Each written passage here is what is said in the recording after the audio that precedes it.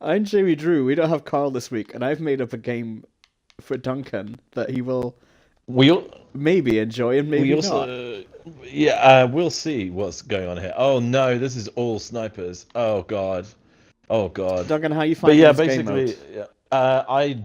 I've really also like considering the very limited number of characters I had to pick from, I've picked the one that I am the worst at. Who do you pick? Because I panicked. I'm not gonna tell you. You have to find me and murder me first. I'll find you pretty Let me quickly see. because I feel like you haven't really engaged with this game mode in the way I expected you to yet. I don't think. What's the way you expected me to engage? Oh my God. Oh, are you rocket boy? Wait, are you? So is this a game mode where it literally takes one bullet and then you die? Yeah. What? Why are you crying? What this show is about now is me containing Jamie as much as I can, This is in the basically fear it. that. Carl used to do that, In but the, now he's gone. oh, oh my God! I can't jump off this. This is a new. This is a new laugh I've genuinely never heard from you. I don't know if I Yes! like it. How the fuck? Oh, come on. The worst part is that you could see that it was me who promoted you to the party leader and therefore let you fucking You do entirely this. enabled this. Oh, you Hey! motherfucker!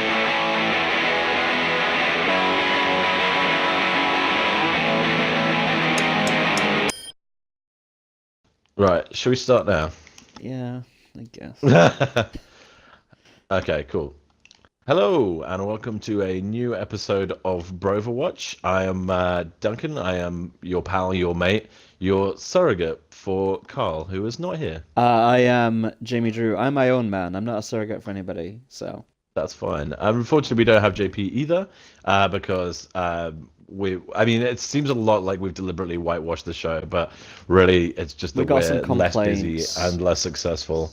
We got some complaints. It's not white enough. They were But like, look, they're we're in the queue for some Szechuan sauce, and we're very unhappy that oh we're not my white people. God! Please don't talk about Szechuan sauce. I will fucking bury me in a coffin full of Szechuan sauce. I've been good. I'm still job hunting, which is horrible and has had a truly disastrous effect on my mental health. But I got an offer for a job I don't especially want earlier, so that's good. Freelance work's picked back up again, which is quite nice. Excellent. Oh yeah, are you now in the Uh, period where has your Twitter begging come into play yet? I mean, we're over the Twitter begging part, but that came into play very quickly. This That's is good. just regular old work picking up again, I think. Like I was at Condé Nast Ah. House last night Oh. for just like Doing what? videoing an event of some kind, Oh. which I was not privy to because I don't drink on the job. And also, I had to Oh, handle is that video right? this morning. Yeah, yeah, I'm a featherweight, so One of the like major things that's making me want to move, which is not a shit. comment on anyone that I know because I like everyone I know a great deal, but like generally doing anything or being around anyone is becoming increasingly taxing. You know what that is, my Um, friend? which this would That's say aging. each.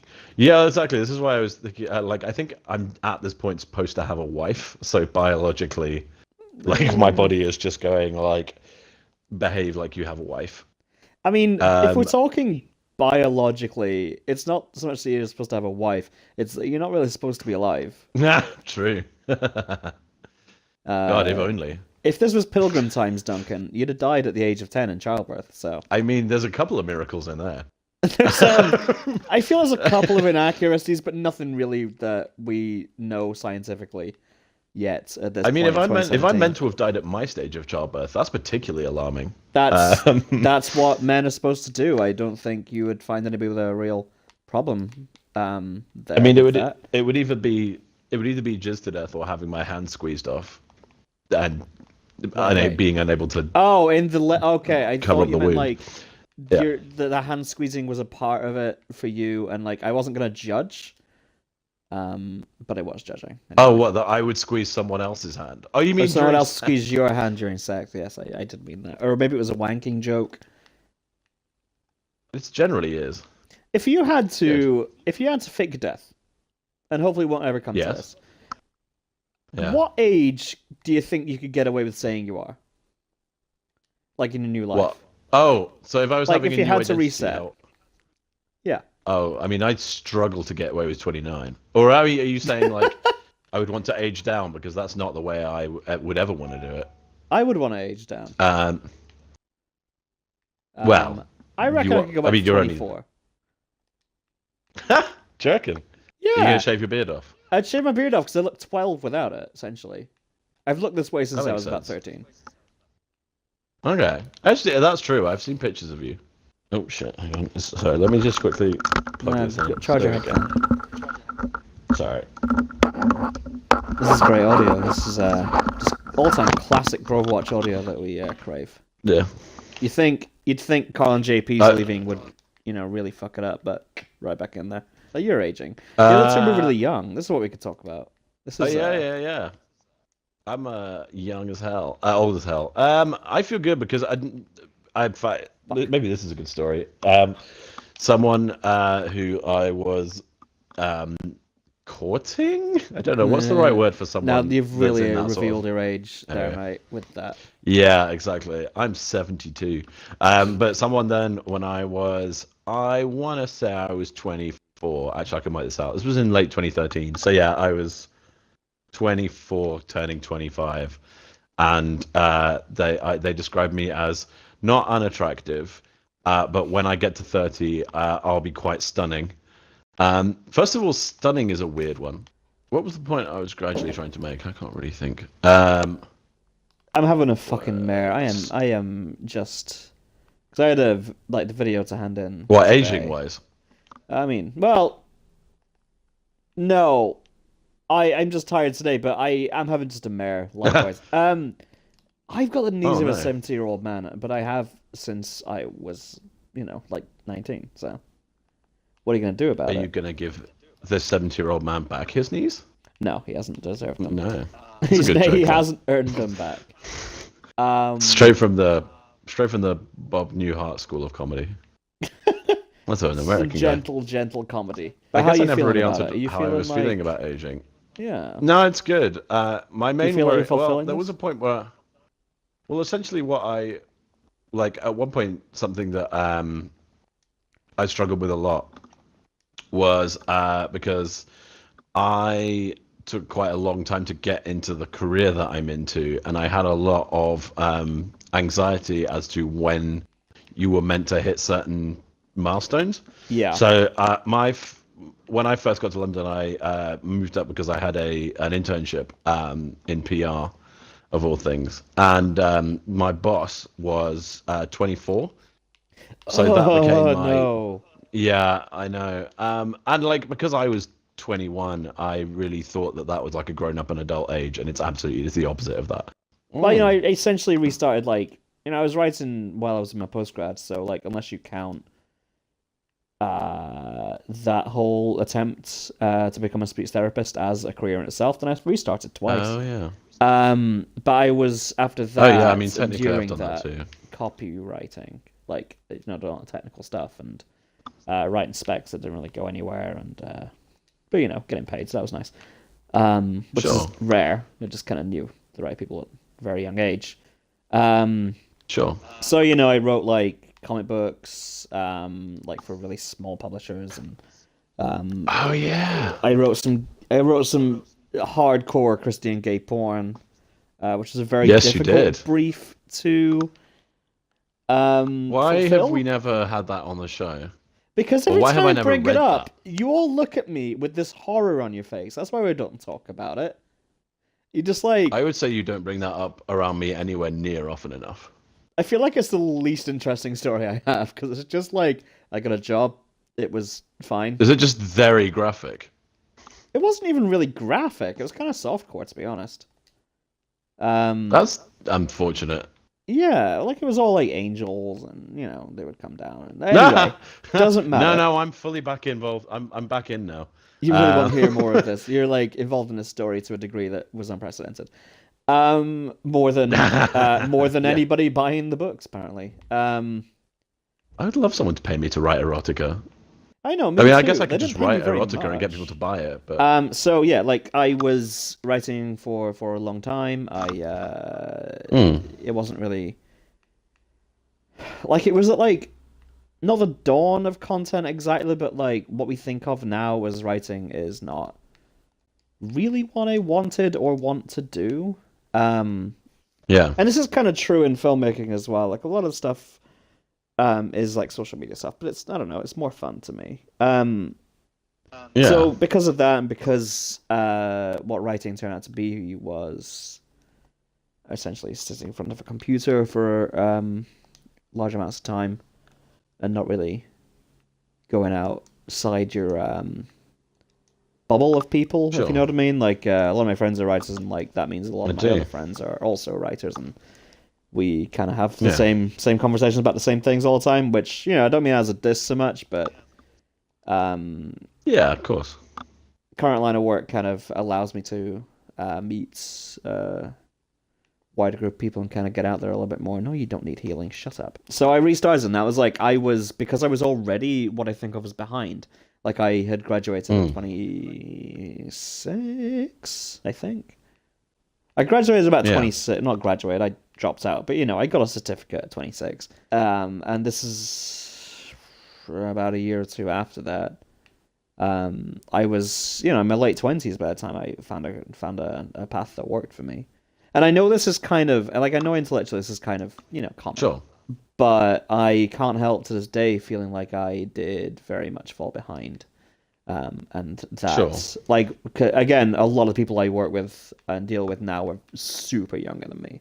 Like, a lot younger than me, and a lot younger than you. Like, this is, like, this kind of thing is very full of, it's full of, what do you call them? Not ingenues. Savants.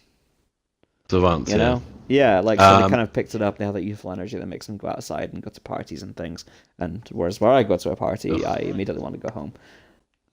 I'm there for the crab cakes, and then I'm emotionally out and done.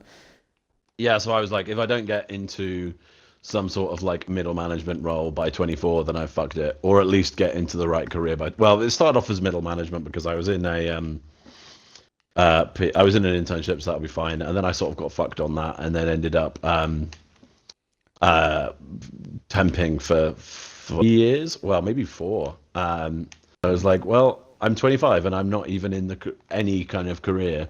I fucked it. I'm going to be a temp forever. I have no experience. Blah. Which is one way of looking at it. Mm-hmm. Yeah, I had an enormous breakdown about it. And then I got my first social media and writing job, even though I had actually done tons of little ones before that I was getting paid for, but in my mind those didn't count. Yeah, so then that happened, and then I sort of, I guess, went through the ranks quite quickly, and now I'm at this weird sort of stage where I tried to get ahead of where I probably should be. So I've technically gone too far.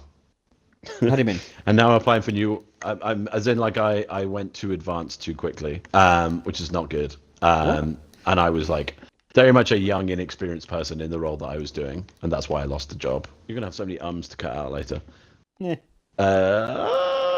So yeah, I'm now in the weird point of having sort of gone too far and needing to pull back and do something that's more suitable for my age. Because maybe my industry is quite weird, but everyone seems to be a similar. Like everyone is between 24 and 32, and if anyone's younger than that, it's because they've done something mad. Here's a thing that I've been noticing in my like, I'm a freelancer. I've been for almost 5 years now. Yeah. Technically, same. Yeah. I've been doing things a lot longer, but like I've been, you know, a full-time freelancer for a while. Sure. And I'm looking for kind of, you know, a bit more of a full-time thing, because I feel like finally I have, you know, the some experience behind me. What keeps happening at this point is that I've never really had like the 9-to-5 job. Like I've been freelancing, like You I say. seem to like be I've very worked... office averse. Not on purpose. You know what I mean? Like Sure. you know, I've done the kind of, you know, sit in front of a computer, do your things, and I don't have to have meetings. That makes me very, very happy. Things. Yeah, lots of things that look like from the outside you're not doing very much. But what keeps happening is basically I get very far in the kind of, you know, the interview process and things like that, like down to the last like 2 or 3. What keeps coming down is they basically kind of go with something like, well, this person works at something like this place before. Whereas I have none of that, and there's not really much I can do about it at this point because I'm old. I'm set in my ways. Or sometimes, and this happens quite commonly, the job just fully doesn't exist anymore because they're all quite like social content stuff. What's been happening a little bit as well is that sometimes the job just fully does not exist by the time it comes down to like, well, we picked a person. I just don't know. Like, I love what I do. I would just like it to be a bit more reliable year round. Yeah. A little bit more. I feel like it's not sustainable, and I don't really know why I think that. Like, people have a shield coming into contact with me a bit more lately, which is nice. Like, finally, people are actually responding to emails. I send out to all the picture editors about every 6 months or so. People start to respond to those, which is nice. And the job hunt has been less dispiriting than it usually is, because now I have actual skills. Yeah. But at the same time, it's like it's just tough. Like, you get that whole thing about you gotta get a thick skin if you're freelancer and if you're working for yourself. But I don't think that's ever really true. Otters do have thick skins. They do have thick skins. Big old bellies. THICCH. They are. They're thick. No, THICC. I saw it yesterday. THIQ, which I quite enjoyed. THIQ, Thique. Thique. Thique by Calvin Klein. Thique by Calvin Klein. I would like to talk about a thing that we have both done, especially when you were writing. That is terrifying. Which is... That's a terrifying sentence to introduce anything. Did you... Terrifying sentence. Did you get to where you are like I did by doing a lot of work for free that maybe in retrospect you would not have liked to have done for free? What was that noise? That was me. Made? That was my thinking noise. That's my thinking noise. I did not know it at this point. I did a lot, have done a lot, still do it, but well, I don't do free work. Stuff? I don't do free work now. I do like things with friends. Sometimes I suppose because you do every now and then you do stuff like take my picture and insist that not only do I not need to pay you, but that it was in some way a favor, which I mean at some point in the future you will have to look at a lot of very bad pictures of my face. So I don't really understand quite how that is good for you. I feel like me and certain people like, you guys are obviously on that list, and Janina keeps getting messages from our friends saying Jamie won't give me his bank details. It's because he doesn't know them. They don't know them. That's all it is. Jamie burned down 10 years ago. Jamie burned down 10 years ago. I technically do, but that's, in the context of that's going to be fun as hell. I'm going to do something fun with a friend. Like the other day I did, I'm doing like fashion tutorials and stuff like that lately with people I love and like. But I don't contextualize that as work at all, because if I'm doing for no money, that is going to be fun for everybody. Like, I'm getting something out of that, and I very concretely am getting something out of that. So I have done... and I did do a lot of free work, especially at the start of my career. I wouldn't say at all because of it. I don't quite believe in that whole paying your dues thing. I think there's something to be said for learning and education on the job and learning on the job. And mentorship, don't get me wrong, I do think that. But I got to where I am basically because I knew the correct people entirely by accident, to be honest with you. I also got I got to where I am. That was probably not entirely true. I got to where I am in a combination, I think, of knowing people from my writing days. Sure. And word of mouth, like any freelancer really does. But that word of mouth has come about because I've taken a lot of time to improve and adapt what I do as needed. So if anybody's listening to this, like, for advice, which you absolutely should not do, as our person, don't do that. Jesus Christ. Yeah, it's a real bad idea. I don't even listen to my own advice.